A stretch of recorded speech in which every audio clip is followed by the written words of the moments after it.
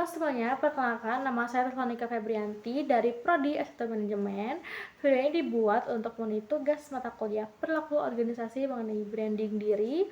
Materi ke-6 yaitu tentang komunikasi organisasi menggunakan struktur teori taksonomi Bloom Anderson. Baik, langsung aja saya akan menjelaskan level 1 yaitu mengingat. Nah, kita perlu mengenali saluran komunikasi formal dan informal. Kalau formal itu seperti email dan rapat. Sedangkan kalau informal itu obrolan kantor atau obrolan singkat, misalnya kayak di chat WhatsApp, obrolan santai seperti di WhatsApp dan kantor.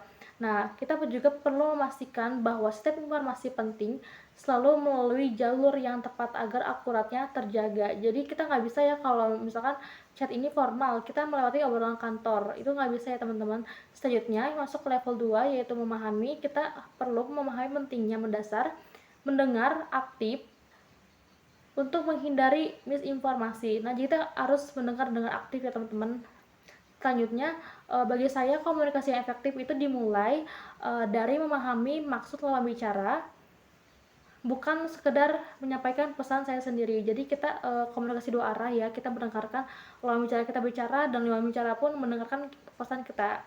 Selanjutnya, level 3 yaitu menerapkan.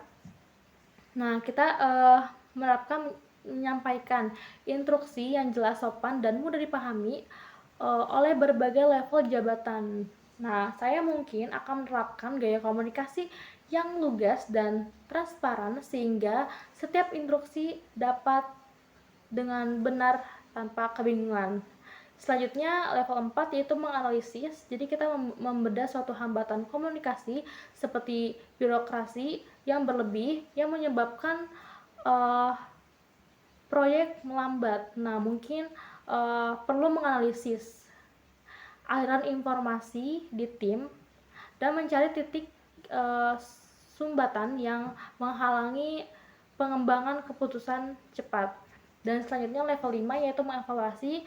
Kita mengevaluasi apakah pesan yang disampaikan sudah mencapai tujuan dan diterima dengan tepat, dan juga perlu menilai dampak dari komunikasi saya, apakah tim merasa terinspirasi atau justru merasa terbebani. Itu perlu evaluasi ya teman-teman.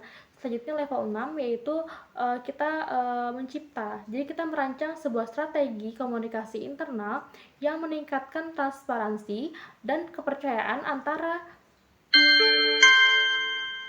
antara visi menciptakan lingkungan komunikasi yang terbuka dan menciptakan ide-ide brilian yang dapat mengalir bebas dari level manapun.